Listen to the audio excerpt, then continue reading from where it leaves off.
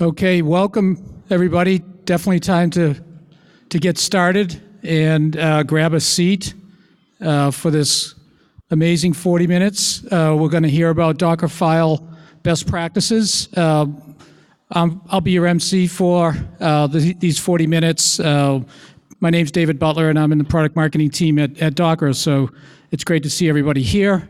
But you're really here to hear two great engineers out of the Docker team, Tibor, Vass, who's a maintainer of Docker Engine and a BuildKit, and we've got Sebastiaan van Stijn, also a maintainer of the Docker Engine, and we got lots of great tips about the Dockerfile here. So with that, guys, you can get started. Am I mic'd properly here? All right, thank you very much. Welcome everyone. Thank you for coming so numerous. Sebastiaan and I would like to show you some of the best practices when you write Dockerfiles, and especially in the context of latest improvements with BuildKit. All right, the clicker never works for me. All right. So it is, first of all, Dockerfiles are a very simple blueprint to build Docker images. They're very popular. There's like over 1 million Dockerfiles on GitHub. The reason for their popularity, I think, is their simplicity, but also the fact that in the Docker builder, you have build caching when you build, so you have a much faster iterative development with Docker builds. Some of you may know that the current builder has some limitations and that it could be improved, and that's exactly what we did. It's a new version of the builder called BuildKit. It has its own project, but we incorporated it in Docker 1809. And it has a bunch of new features. It's the next generation builder. Can I ask a question? Please raise your hand if you have heard of BuildKit before. Okay, that's a few, thank you. And some of you may have used it already. Can you keep your hand? Okay. All right, thank you very much. So for those of you who don't know, BuildKit brings like a lot of performance improvements. Also unlocks a bunch of new capabilities that we'll cover, some of which we'll cover in the talk later. I just want to point out that Windows is still work in progress, so it's some of the things that we'll talk about won't be, will only apply to Linux and not Windows, as of today at least. So I invite you to use latest Docker 1809 works fine. And in order to enable BuildKit, this is what you do. You have two ways. On the client side, it's with this environment variable called docker_BuildKit equals 1. If you don't want to do that on all the clients you have deployed, then you can also enable that on the Docker daemon with this features BuildKit equals true config. So yeah, our intention is to make BuildKit the default, but so right now it's opt-in. That's why I invite you to try it out. Let us know if there are bugs in your when you build your Dockerfiles. But yeah, our goal is to make it default. So for an exhaustive list of features, I put a link here. Obviously, we won't cover a lot of them, but yeah, this is just for reference. With this, I'll hand it over to Sebastiaan, who will talk to you about improving Dockerfiles. Okay, thank you, Tibor. So today we're going to be looking at improving your Dockerfiles, and we'll show some examples, some ways how to apply best practices, and we'll be touching on some improvements you can make. We'll be looking at the build time, at the image size, maintainability of your Dockerfiles, also touch on security and repeatability. Some of these things may be known to you as already, so we'll try to skip the basic parts or go through them as fast as possible. We'll start with an example application. It's a project, it's a Java Spring Hello World web app. It has a Dockerfile, it has some documentation, a pom.xml, a README, a source, and a target directory containing a pre-built version of the application. Let's look at the Dockerfile. It's not too complicated. It uses a Debian image. It copies the source into the app directory. It installs Java, and it sets the default command for the image to run. Well, there's one easy fix already in this Dockerfile. So let's get that done and now get on with the real work. So incremental build time, because that's what it's all about when you're developing. You're building the image and you make some code changes and then you need to build it again. And it's important here to make cache, the build cache, your friend. And although it's there are some things to take into account when you're when you're writing your Dockerfile. Because first of all, order is important.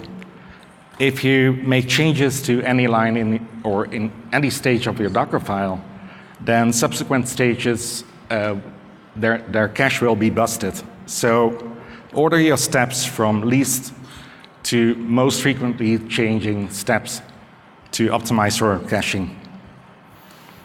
In addition, when you're copying files into your image, make sure you're very specific as to what you want to copy, because any changes to the files you're copying will bust the cache. So in this case, we had a pre-built application, so we only copied that into the image. That way, unrelated file changes will not affect the cache.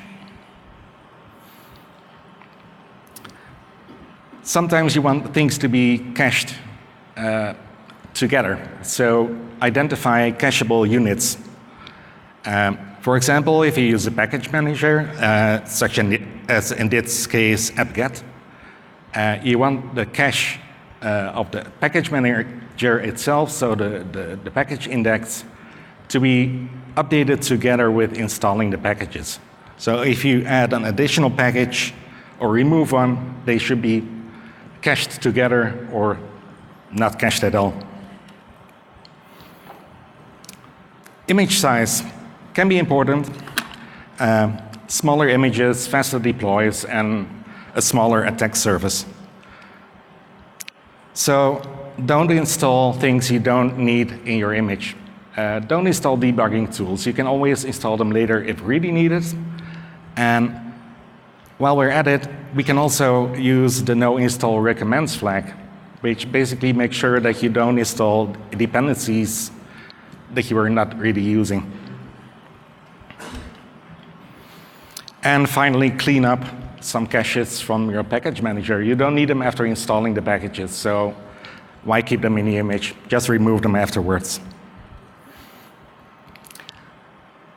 So we optimized the Dockerfile for caching and size, but now it's become a bit complicated.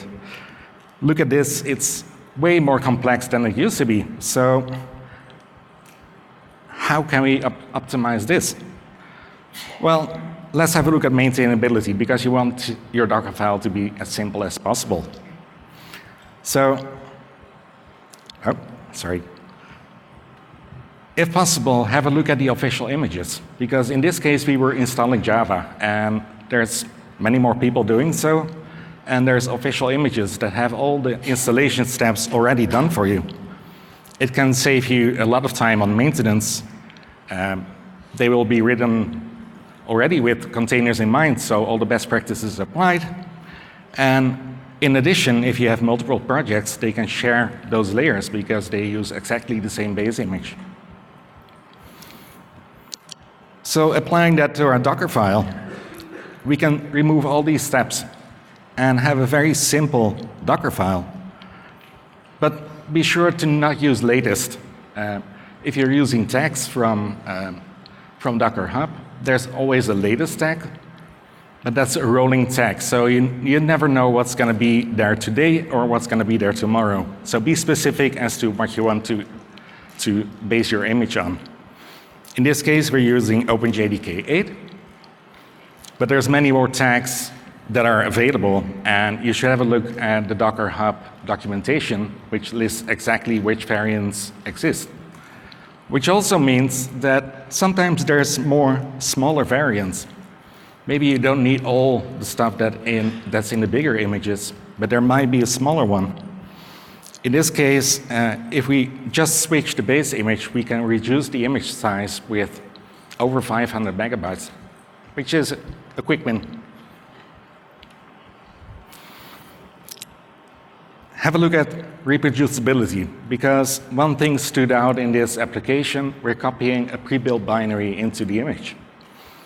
So how did that image come to existence? Consider building your application as part of the whole build process. Your Dockerfile should be the blueprint of your image, and the source code should be the source of truth for your application.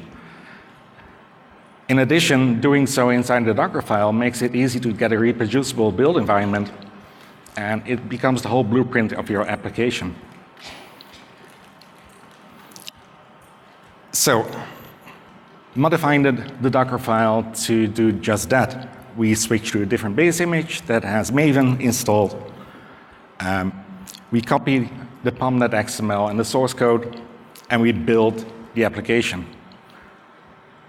Okay, this is a good start, but now there's one thing, because every time we make a code change, all the dependencies will also be fetched, each and every time. And that's not something you want. So again, identify cacheable units. In this case, we split resolving the dependencies and installing them to a separate step so that that part can be cached, and building the application will take after that. Now there's one problem, because this is all great, we have a great image and it works, we are able to build it again, but now again the image has become quite a lot bigger. And not only that, we're also shipping all the development tools and the builder tools as the final image. And you don't want to be deploying your build tools, because you don't need them at runtime. So how to deal with this? There's a solution. Multistage builds. If you haven't been using them yet, it's basically still a Dockerfile, but you specify multiple from commands. And each from the starts a new stage. You can name those stages, such as in this example, we have a builder stage and a final stage. And you have a separation of concerns. So in this case, we have the builder stage in which we build the application. Then a second stage that starts with just the Java runtime. And then we copy the artifacts from the builder stage to the final stage. And only the final stage is what you will be pushing to your registry and what will be deployed. And all the other parts will never be shared.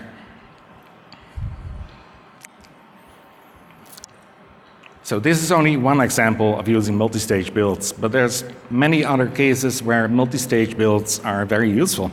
And I'm going to be handing back to Tibor, who's going to talk about that. Thank you, Sebastiaan.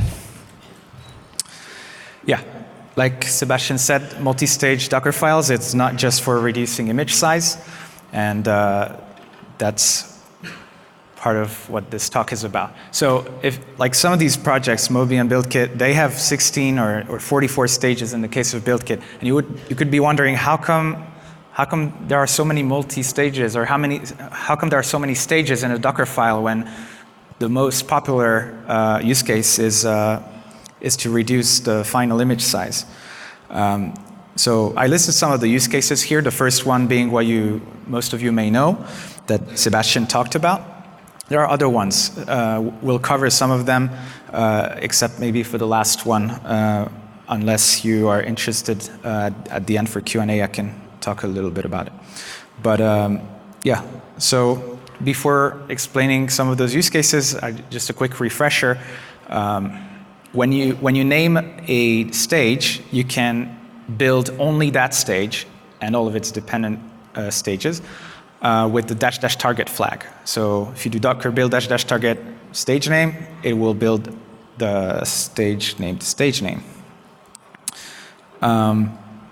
So the first use case was, or the second use case I listed in that list was customizing your image or having different image flavors. So here, instead of having the Alpine-based image for our app, we also want, in addition to that, a Debian Jessie-based image. Alpine uses a Muzzle libc, Debian Jessie uses GNU libc. There can be differences. It's the QA team asked for it, so we have both. So that's what it looks like. The problem is you don't want to repeat yourself. So you literally copied these 2 lines, and in a bigger Dockerfile, these lines can be more than just 2 lines. So what you can do is use a variable, right? In this case, we call them Buildargs. So if you define a global arg, which is the first arg variable or buildarg at the top of the Dockerfile before the first from, then you can use them in from lines as well, which is exactly what we're doing here.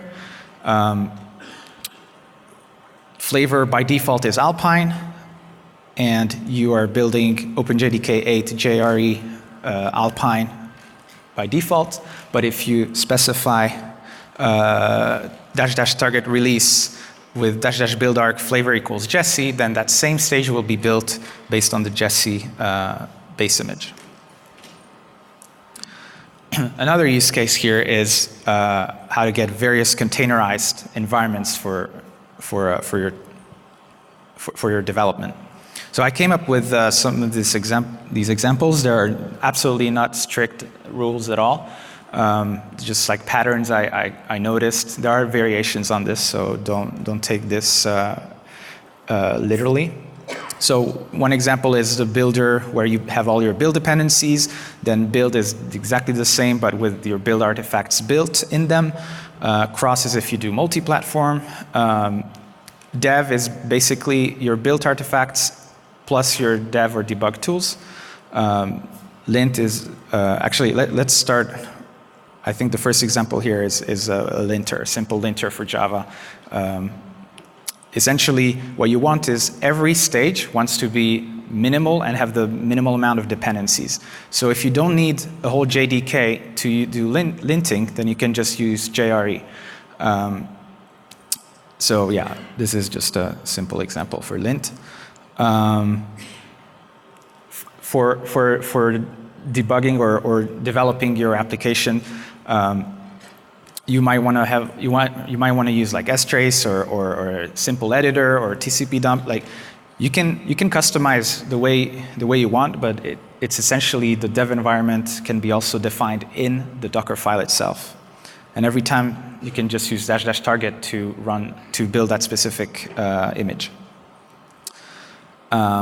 For tests, for instance, in the builder, this is very Maven specific here, but by default, when you do Maven package, it will run your tests, and you could decouple that as well. You could say, you know what, I just want to build my jars, and I'll run the tests in a separate stage. For integration tests, you can have all the dependencies that you need for integration tests. In this case, I just gave curl as an example, but it can be anything. Notice that for integration tests, you're based off of the release stage. So you don't have any JDK or development build dependencies, build time dependencies. It's all just your released artifacts on top of which you add your integration test dependencies. And now is the time I will kindly ask you to pay extra attention, because we're going to talk about concurrency. This is what it looks like when you start a BuildKit concurrent build. So by default, a linear Dockerfile looks like the following. All the stages are linear. You start from the top. It goes all the way to the end. And all stages are executed in sequence. And when you don't use BuildKit, then unneeded stages are still executed, and they're just discarded, which is a huge waste.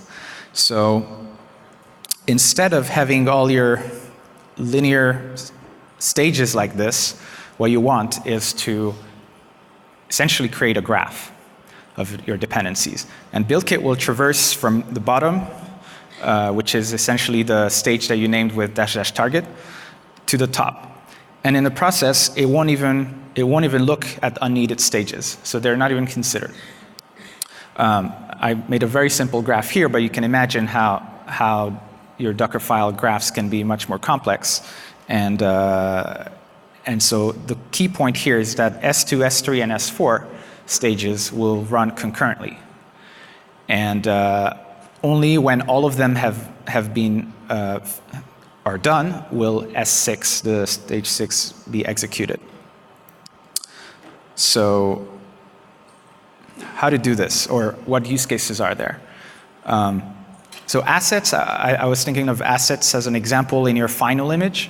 Sometimes, if you're having like a web server or whatnot, you might want to put your assets in there. You don't need to wait to build your entire app to build your assets. You can totally build your assets in a separate stage and have that done in parallel. So the way you make this parallel is by having those copy -- froms very near each other. Usually they're stacked all at once. In this case, both the builder stage and the assets stage will be running in parallel, and that final image will be done building when both of those stages are done. So basically, what you just saw about assets can be generalized to any part of your Dockerfile. For instance, usually it's the builder part that takes most of the time. In simple cases, it's fine, but you might have a lot of build dependencies, and you don't necessarily want to wait for all your build dependencies to build in sequence. You might realize that, hey, actually that part over there could be built in parallel. So in this example, I was alluding to a C library that you might need a fork of, and then another one with a C++ library. So the way you do this is when you had your builder stage, you just call that builder base. You split out your build dependencies, like when you're building your C library and your C++ library, you put them in their own stage with their own minimal Dockerfile stage and their own minimal dependencies, and you build them. And so this will build both the C library, the C++ library, all in parallel. And now your builder stage is basically inheriting the builder base part and waiting for all your libraries to build. So this is the pattern, essentially. It's having those multiple copy froms. That's how you create concurrency. And BuildKit leverages that concurrency. So I want to just point out a little thing that's quite useful. If you are able to specify a prefix, I know you can. I think you can do that with the Alpine package manager. I'm pretty sure you can do that with others as well. But in the case of like libraries that you install, you can just set a prefix like /out and install it there. And then at the very last stage, you just take everything from out into your final builder into your builder image. The nice thing about this is that it's very much scoped to that one folder that you specified in the prefix, and you don't need to do copy froms of all the different files that are scattered. For instance, like when you install a package through the package manager, there are many files that are installed everywhere. So the prefix is useful. A couple of just benchmarks to give you an idea. So 1803 is like basically without BuildKit at all, the old builder, the legacy builder.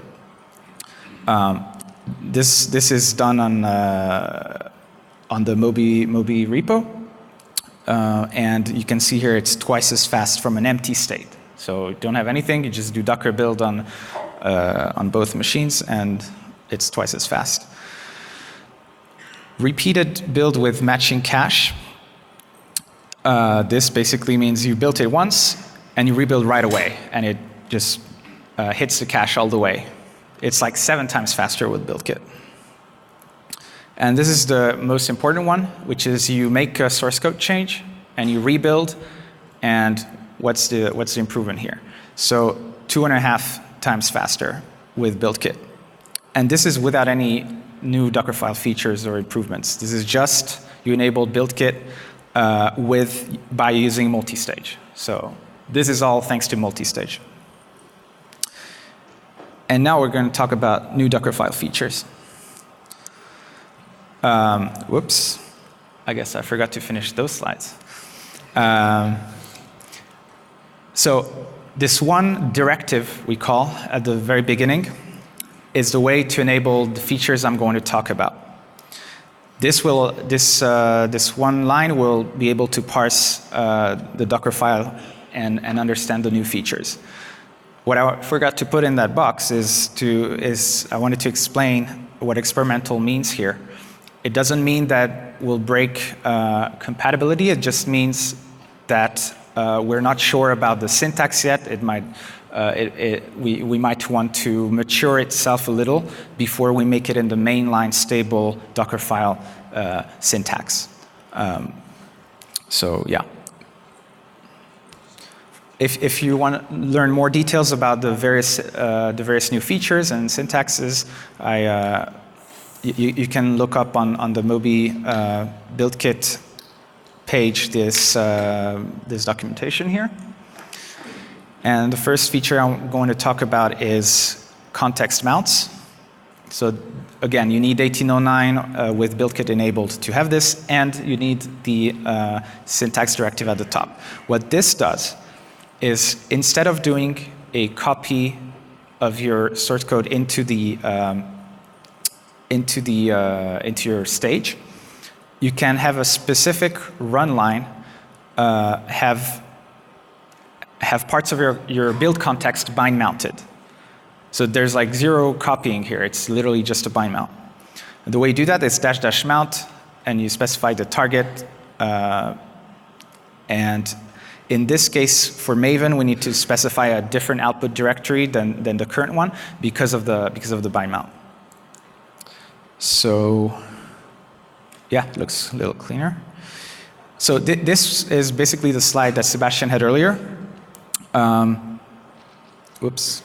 That Sebastiaan had earlier. This is without BuildKit, and I wanted to point out that you can use application cache, which is a new mount type, to do something a little better than that, which is you allocate a folder. Essentially, it allocates a cache folder that you specify what the target is in the stage. In this case, for Maven, the target is .m2, is the .m2 folder. And every time you run the build, it will put it will bind mount the cache folder to that .m2 folder, if it has it. It's like a best effort. You can't rely on it being there, but if it's there, your build will be much faster. Because in the case of Maven, that means it won't have to pull down all your dependencies every time.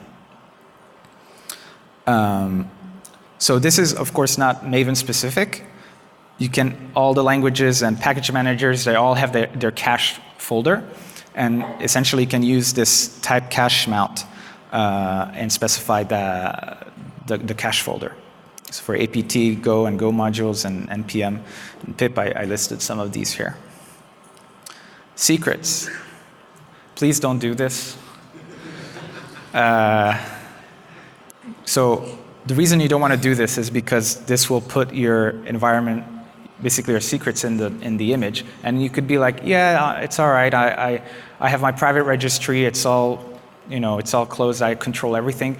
But actually, that's not a good practice, first of all, and it can leak. It can leak even if it's private. So don't do this. So some people do this, and please also don't do this, because so this being using Buildargs instead of environment variables. What Buildargs allow you to do is to not commit the environment variable in the final image. However, all the run commands have the value of those environment variables in the Docker history, so you still have it in the image, or at least in the final image. So yeah. So what you want to do is use the new secret feature in BuildKit. So the way you do this is you mount a secret type. Sorry, you use the secret type mount. You give it an ID. In this case, we just call it AWS for our credentials, and you give it a target file. Or you can also specify, if you want, that this secret is required for your build to run. And the way you use it is by doing docker build -- secret. You give it the ID, and you give it the source on your local client, essentially. So this will run only that stage, the fetch assets from S3. It will only run, and it will only bind mount the credentials in that line, in that container, and no other build scripts will see those credentials. So it's much more scoped. Another feature that people want is to just build or git clone private Git repos. So some of you may have to put your private keys in the image for the same reasons as this is a very bad idea. Don't do this. Instead, what you want, or what we allow you to do now with BuildKit, is to mount the SSH socket. So it's that easy. You just do --mount type equals SSH. If it's required, you add required. And on Docker build, you do that --SSH equals default, which is the default configuration.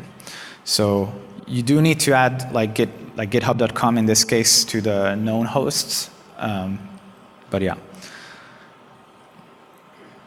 So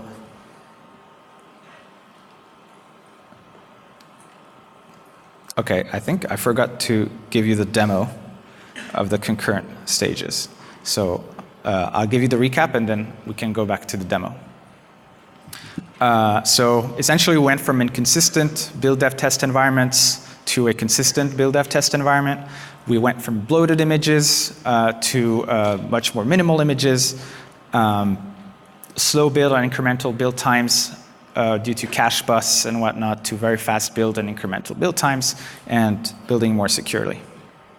So there are some blog posts you can read from Tonis, who's the creator of BuildKit and maintainer. And maybe I'll just get to the demo real quick if we have time. Do we have time? All right. So perfect. I just don't know how to.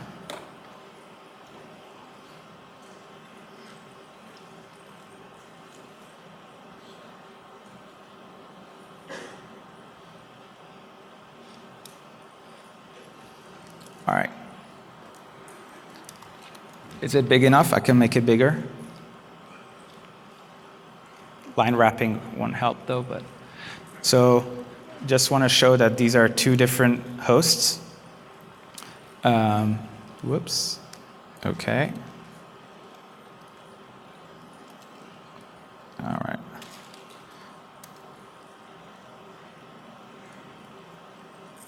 Sorry about that. So these are two different hosts, but have the same content, have the same power. And just want to show you the Dockerfile that we're going to build. Whoops. So I'm using Tmux. This is not virtual reality. This is just two terminals running at the same time. So essentially, we're going to build this stage here, and you can see the parallel thing where it first takes runc, then build control, then BuildKit D. These are three binaries, and this is what we're going to build. On the left plane, on the left pane, we don't have BuildKit enabled, and on the right pane, we do. So I disable BuildKit with equals 0. I enable it on the right with equals 1. And I just specify the Dockerfile and the target, and I hit run. So nothing special. I won't have you wait for the whole thing to build, but this is just to show you the difference in when it's all cached. You can see that most of the bottleneck here is the uploading the context. BuildKit has lazy context uploading, so if it doesn't need to upload anything, it won't even send. It won't send much. In this case, it sent like 37 bytes. So So now let's do something more interesting, which is modifying the source code on both machines.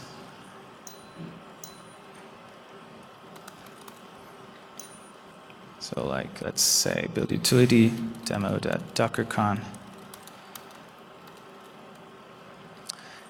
and rerun it.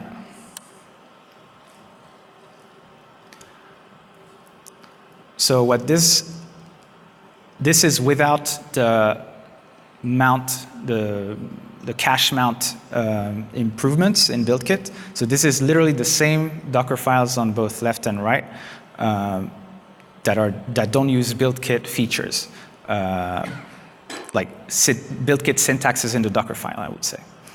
So actually, this might take a little more time than I thought. So yeah, the problem here is that it's literally building everything. So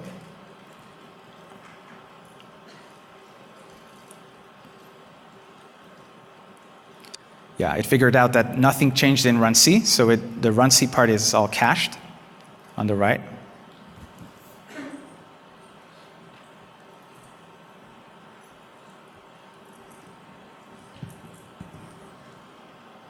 And the BuildKit one is done. All right, and so I don't really need to wait for this one to finish either. It will take more time. What I also want to show you is an optimized version of the Dockerfile.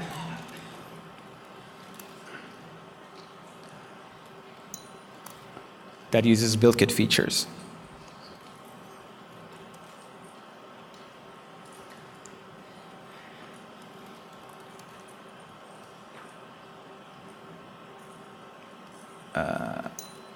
Binaries. Yeah. So we're essentially going to build this stage here. You can see the variables that I mentioned, etc. And what I want to show you here is the mount target, mounting the cache for both the Go build cache and the Go modules cache, etc., etc. So this uses the new features. So let's resync these two. Let's modify again the Dockerfile. Oh, of course, because I only opened it here. Build control main.go. Let's add a couple more exclamation marks. And so this time, I'm building with BuildKit equals 1 on both machines, but one of them uses the non-optimized Dockerfile, and the right one uses the optimized Dockerfile with, you can see test.buildkit.dockerfile. It's the optimized one on the right.